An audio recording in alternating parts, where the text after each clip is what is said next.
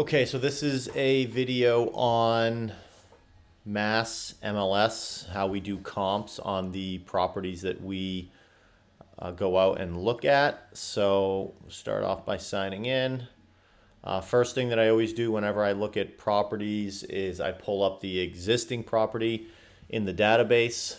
That way it gives us bedroom count, bathroom count, square footage, how many acres, certain features, year built, all of that good stuff. Also can give us somewhat of a snapshot of like how much somebody might have on a mortgage when they bought it. It all helps us kind of determine some motivation factors. So we will use an example of a property that we're working on right now. And that is, where are we? Let's just find one that we've got under contract. So 233 West Street in Leominster. So we're going to use that as the subject property. We're going to go into Tools, Public Records, number 233 West Street.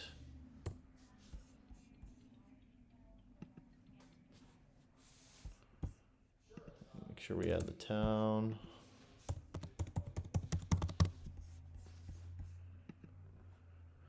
All right, so now we pulled up the property, make sure everything looks good. We see a last sale date's 2007. The last sale price was 0. So when you see that, a lot of times what will happen is a property will either have transferred into a trust or it was a probate sale. In this case, this was a property that was sold or given to the kids, so they inherited this property. That's why you see the last sales price is 0. We also see this is a 2-family residence, a duplex. So we'll open this up so we have the information here. It's built in 1817. Total living area is about 2,000 square feet on 0.35 acres of land. So all that stuff looks good. Last sales price. Mortgage, we had about $30,000 in 1997. And we can probably assume that these guys inherited this building completely.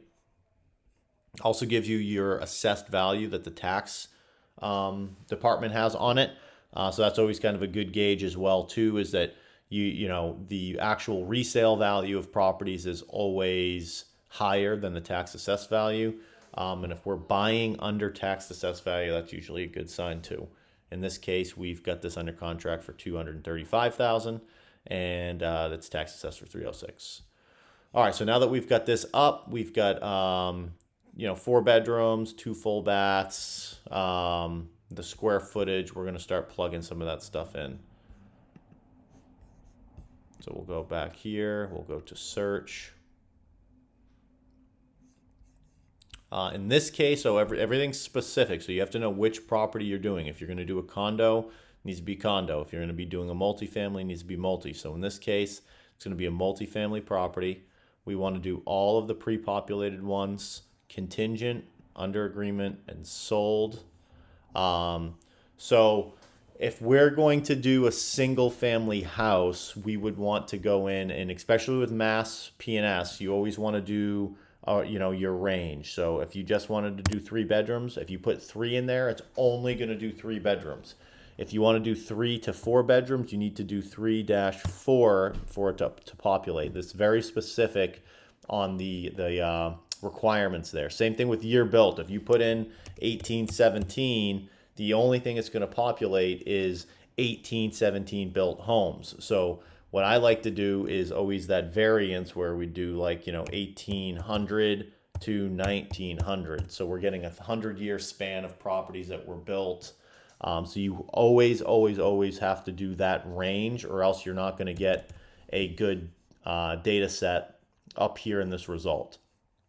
Same thing with acreages. If you did 1 to 3 acre parcels, it just helps open up that search so we can get some comparable sales. Because truth be told, a comparable sale, there's nothing exactly like a house that somebody has. There's always some differences. So that's why we try to compare as close as we can. So for multifamilies, you want to go down. So we'll first put in the town. add that town. And then for multifamilies, what we really want to do is sort by what other duplexes have sold for. So we're going to do units. And the unit is going to be the number of units in the building or complex. So in this case, if we wanted to search between 2 and 4 unit buildings, that's what we would do. But right now we want to actually be very specific, and we want to just search for 2 unit buildings. So then we'll just hit the enter button here, and that brought us to 31 search results. So that's pretty good. But let's narrow this down a bit too, because we are in a shifting market, and I'd like to see what a 3-month time frame is going to look like. Okay, that puts us at 24. So now let's go and even do something 1800 to 1900. Let's see what that gives us for homes. 12. Okay, so we'll start with 12 because that's a pretty good range. All right, 2 for 1 special. So we see that this one sold here for $320, listed for $299.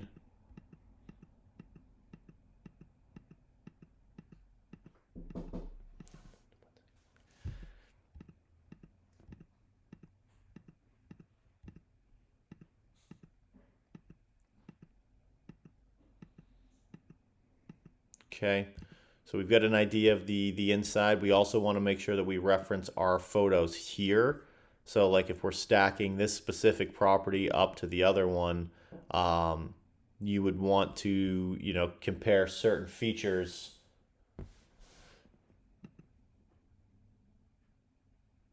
such as backyard, size of the units. This one's got a big 2-car detached garage.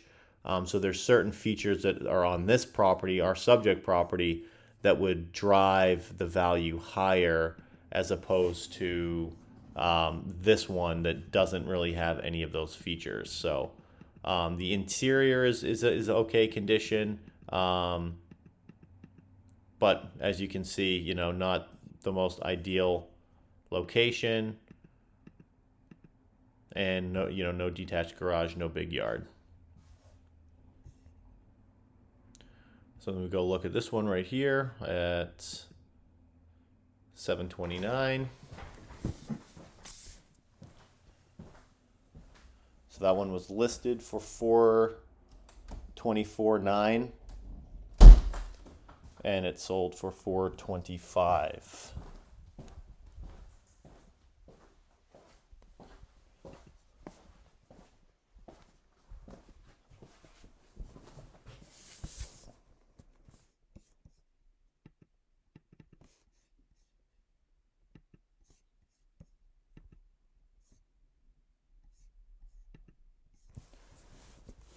Okay, so you can see that this is a little bit nicer location, bigger yard. Interiors are about similar to the same comp that we just looked at.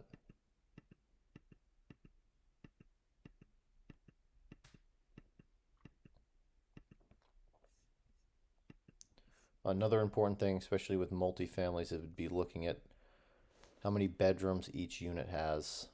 So you can break this down in the unit description. So it says 4 rooms, 2 bedrooms, 1 bathroom. And then you've got the next unit that is 2 bedroom as well. So you really want to compare. So if this one had 3 bedrooms, this one had 3 bedrooms, and then you go look at ours, which has 2 bedrooms and 1 bedroom, the value would be more favorable towards the 3-bedroom apartments. So you want to definitely look at those when you're making a assessment with comparable sales.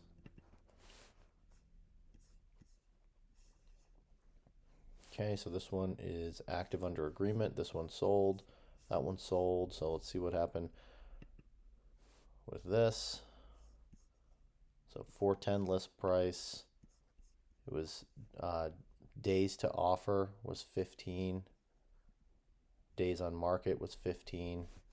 So this just went under took about 15 days for that to happen. So you're wondering, hey, maybe it went under 410 for the sale price. So I would call this agent with anything like that just to get an idea of like kind of temperature of the market. The active under agreement stuff's like honestly the best kind of indicator of what would sell. So I'd call her up, Redfin, she's a discount broker, see what was happening, how many offers she got, how long it was on the market, anything weird that, you know, made the property stay on the market that long. Those are kind of questions that I would ask that agent, and then just call them up and let them know that you're a local agent, you're looking at a property similar, you're just trying to kind of get an idea. Hey, did it go under contract at asking? Did it go above asking? Did it go below asking? They're not going to give you specifics until it closes, but again, gives you a good idea to gauge. And this is a 1 bedroom and a 3 bedroom, so pretty similar to ours. Um, so gives us a good idea that this is a decent comp for us. Kitchens aren't really updated.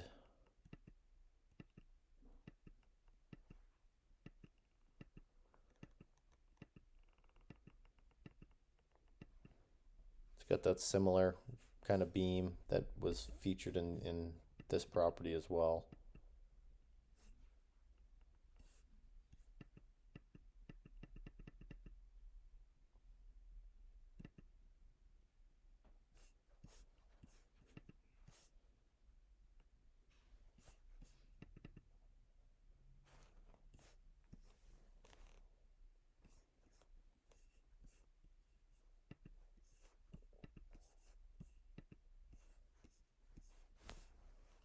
Okay, then we've got one here for 480, 3 days on market.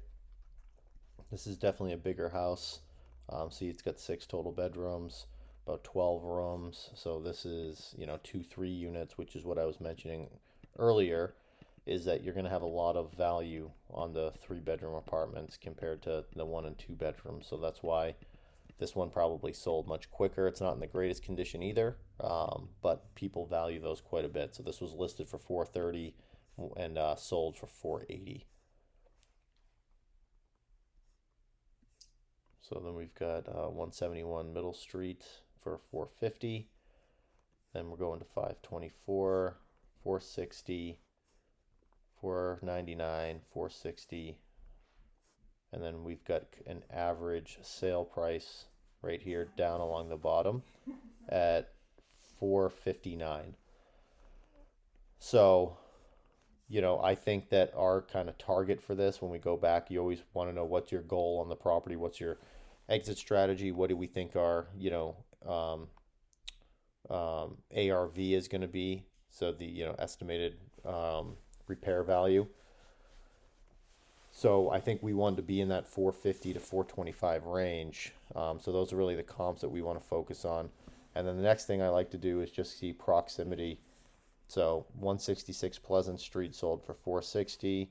How close is that to our subject property? So we did 233 West Street.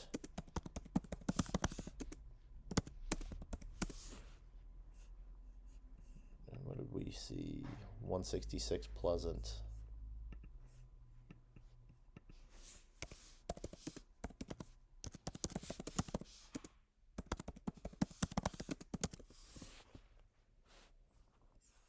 So that's just 2 minutes away. It's about a mile. So that's similar vicinity. This one's also on a main road.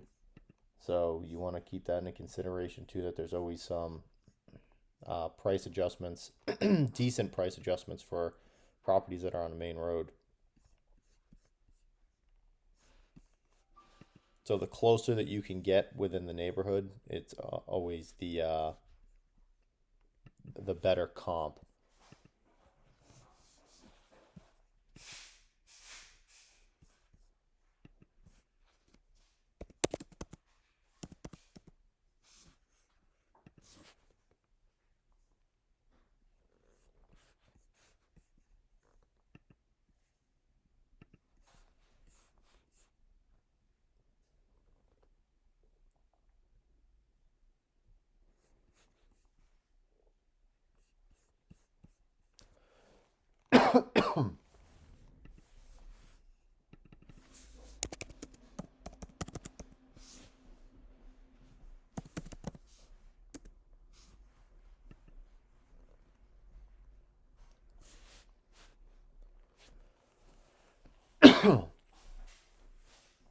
So that's a good one right there.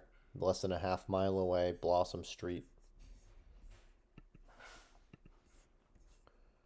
That one's under agreement in 19 days, 529. Obviously, it's a bigger property, but it's right down the street from us, and it's in excellent rehab condition. So they're going for top dollar on this.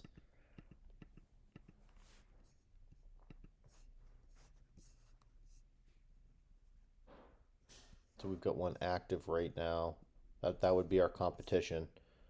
So we've got two properties active, one for 489 and one for 450. One's been on for 17 days, the other one's been on for 47 days. So there's two that would be competing with in regards to duplexes, and I think we're both going to be under that kind of that ask price significantly as well.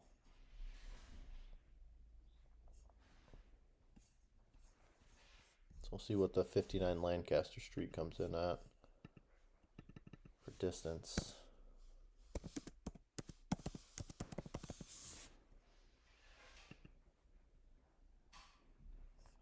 So about a mile away. So in conclusion here, just of what comps I would pick if I were to go send it over, I would look at this kind of price range. So we're going in, we want to hit X for a certain property. So I'd say get this 425. I'd throw this in here and call the agent, see what the activity was looking like for this specific property. I'd go to the one that was pretty close to us, which was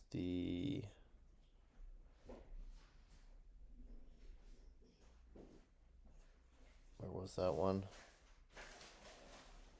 Oh, that was the Blossom Street. So I'd use that one. That one was close. And then I would throw in this one as well. So if you just see one that's like not the greatest, this is kind of a black sheep out of the comp range that we had. I would put that in there too, just for a reference, because you always want a worst case scenario.